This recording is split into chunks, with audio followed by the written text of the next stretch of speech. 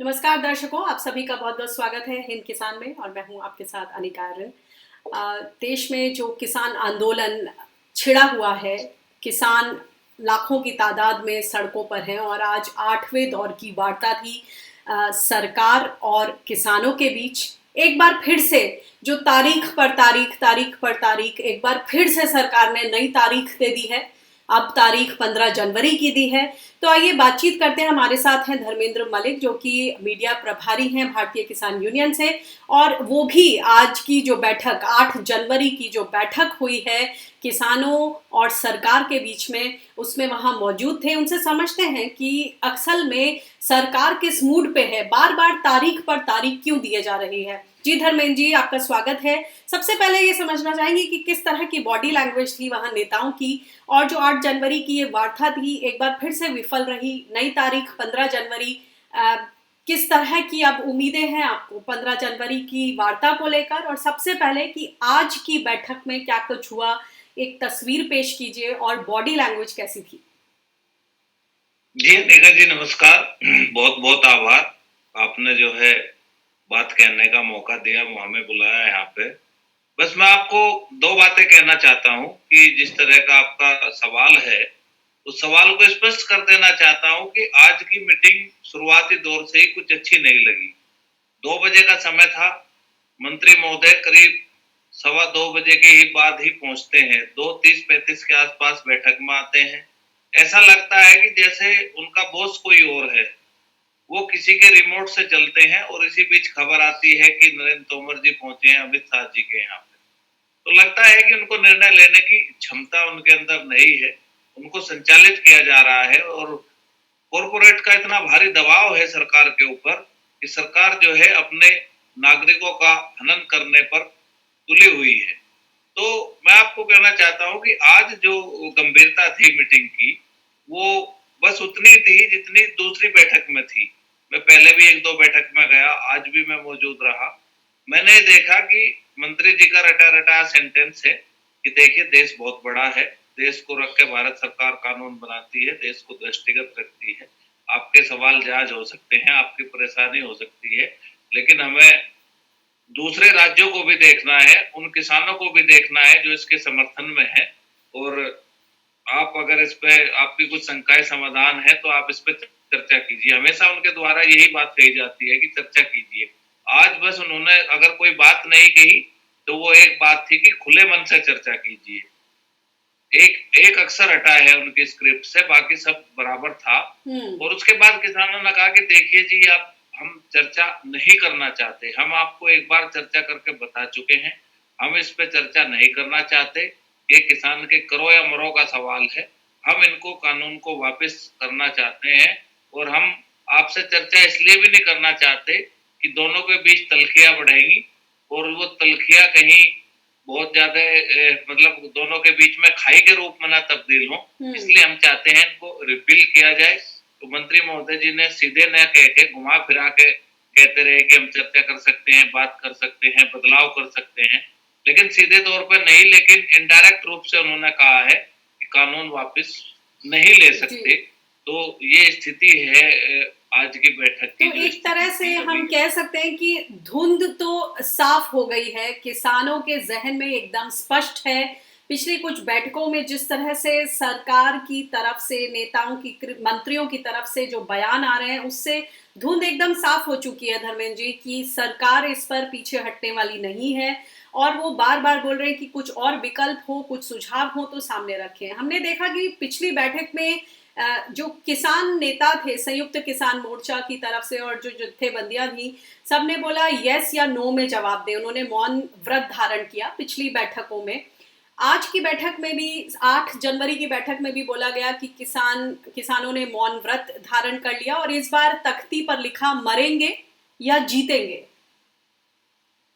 जी देखिए, वो हमारे एक साथी थे, उन्होंने अपनी डायरी पे लिख के एक बोर्ड लगा दिया था, लेकिन सभी नेता वहां पे चुप रहे जब बार बार बात होती रही।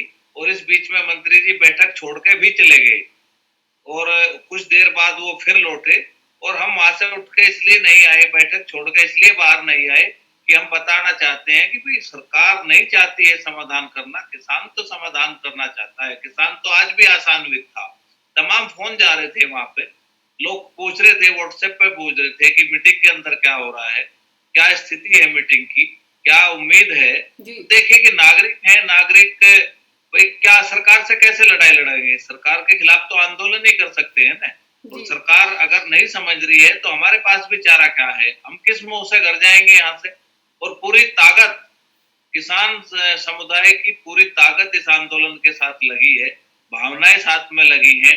बहुत सारे लोगों ने सर्वस्त्र लुटा दिया, जिनके पास जीवन में जो जमा पूंजी थी, बहुत सारे लोगों ने सहयोग के नाम पर सब कुछ खत्म कर दिया। तो करोड़ों लोगों की उम्मीद इस आंदोलन के साथ है और ये जन आंदोलन है, इसका फैसला किसी एक के हाथ में नहीं है। और जो सरकार कहती है कि विकल्प सुझाइए, वो विकल्प पे भी काम नहीं करना चाहती।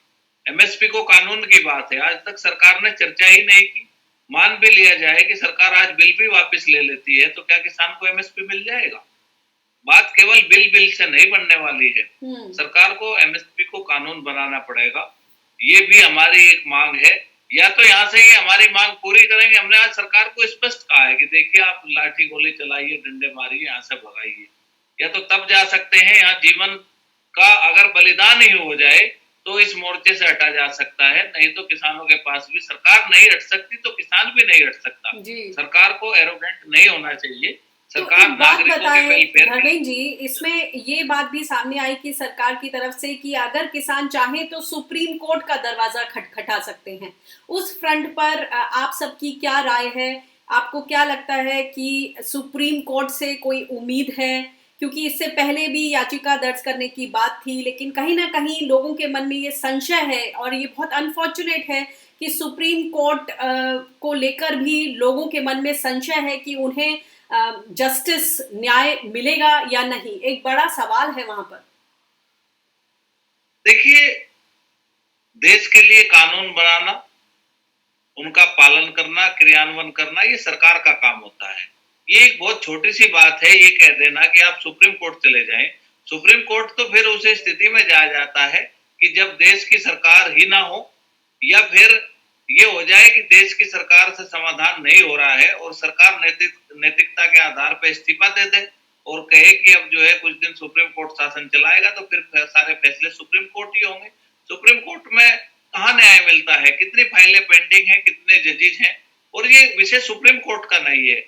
सुप्रीम कोर्ट में कानून की वैधानिकता को चुनौती दिया जा सकता है, लेकिन सुप्रीम कोर्ट ये तय नहीं कर सकता कि इससे किस सेक्टर के, किस वर्ग के हितों को नुकसान होगा, किसको फायदा होगा इसका इम्प्लीमेंट करने से, कहाँ क्या चैलेंजेस आएंगे, वो देखना सरकार का काम है। सरकार अपने कार्यों से पल्ला झाड़ रही है और सरकार का कॉन्फिडेंस के साथ ये कहना कि सुप्रीम कोर्ट चले जाओ, तो इसमें भी कोई ना कोई खेल है।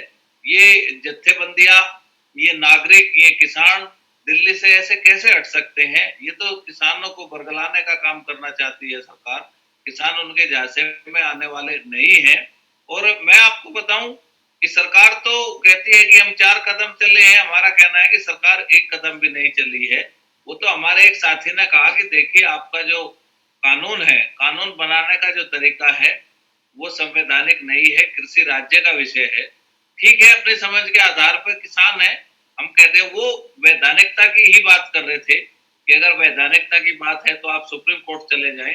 लेकिन हमें पता है कि कृषि व्यापार का अधिकार पे केंद्र कानून बना सकता है, संवर्ती सूची में वो अधिकार शामिल है। लेकिन अगर कृषि राज्य का विषय है तो व्यापार फिर राज्य का विषय क्यों नहीं है? किसान की किस्मत भी इसीलिए खराब है कि कृषि राज्य का विषय है, लेकिन राज्य दाम तय नहीं कर सकते। सारे फैसले राज्य को लेने होंगे, लेकिन जब व्यापार में आयात और निर्यात की बात होगी तो राज्य से पूछा नहीं जाएगा। हम मरी तो इसलिए रहे हैं, हमको फुटबॉल बनाकर रखा है, राज्य किक मारता है कि केंद्र में जाओ, केंद्र किक मारता है कि आप राज्य में जाओ। तो ये विडंबना है देश की। और ये जो आंदोलन है, ये आंदोलन खाली मतलब एक ऐसा नहीं है कि किसी जिद का आंदोलन है। ये करो या मरो का सवाल है, खेती किसानी को बचाने का सवाल है। ये कॉरपोरेट की जो दलाली है, जो दबाव है सरकार के ऊपर कॉरपोरेट का, उसको रोकने का काम है। जिस तरह से सरकार मदमज हाथी की तरह सत्ता के अहंकार में फैसले लेती जा रही थी, उसके रथ को रोकने का काम किसान ने किया है। और मैं एक सरकार को ये भी कह देना चाहता हूँ कि जिस तरह से आप जो है अपनी एजेंसियों का दुरुपयोग करते हैं, अगर किसी सिंगर ने गाना लिख दिया, वो भाई है हमारे, बच्चे हैं, नौजवान है, हरियाणा के कुछ बच्चे हैं, कुछ पंजाब के सिंगर हैं, उनके घर पर आप ईडी के छापे पड़वा रहे हो, उनके यहाँ पे आप सीबीआई से रेड डलवा रहे हो। इस तरह के हरकतें सरकार को नहीं करनी चाहिए। और ये हमने आज देश के कृषि मंत्री को बताया भी है कि इस तरह के हथकंडे से आप हमारे आंदोलन को नहीं तोड़ सकते। ये जन आंदोलन है और हमारे धैर्य की परीक्षा ना ले सरकार। हमारे जो युवा हैं, हम उनको कब तक रोक सकते हैं? और देखिए, 26 जनवरी की हमारी कॉल है। सरकार उससे पहले अगर कोई निर्णय करना चाहे तो कर ले। 26 जनवरी को क्या हो जाए, क्या होगा, हम पूरे अनुशासन के साथ अपने कार्यकर्ता को अनुशासित रखने का काम करेंगे। लेकिन जब क्राउड बड़ा होता है और जन आंदोलन होता है तो उसमें कुछ भी हो सकता है। सरकार को इसको भी गंभीरता से लेना चाहिए कि कानून से बड़ा देश नहीं हो सकता। जब देश में कानून नहीं थे तब भी देश चल रहा था, कृषि भी चल रही थी। कानून आज है, आज भी कोई इससे बहुत बदलाव नहीं आ गया है। और कानून अगर नहीं रहेंगे तो भी देश रुकने वाला नहीं है। तमाम और बहुत सारे विकल्प हमारे सामने मौजूद हैं। तो सरकार को हठधर्मिता को छोड़ के समाधान की तरफ बढ़ना चाहिए। जी, बहुत बहुत शुक्रिया हमसे इस बातचीत के लिए। और आज का जो पूरा रुख रहा सरकार का और किसानों और सरकार के बीच जो बातचीत हुई, उसका खाका पेश करने के लिए बहुत बहुत शुक्रिया। और हम उम्मीद करते हैं कि जिस तरह से आपने बोला कि एक लॉ एंड ऑर्डर सिचुएशन को लेकर भी चिंता है, और 26 जनवरी गणतंत्र दिवस पर सभी की निगाहें हैं, और जिस तरह से ये कॉल दी गई है, सभी के मन में ये चिंता भी बराबर बनी हुई है कि ठिठुरती ठंड में किसान कब तक आखिर इस तरह से अपने हक की लड़ाई लड़ते रहेंगे। और सरकार की तरफ से जो मिल रहा है वो है तारीख पर तारीख। बहुत बहुत शुक्रिया हमसे बातचीत करने के लिए। नमस्कार। बहुत बहुत धन्यवाद अनिता जी। नमस्ते।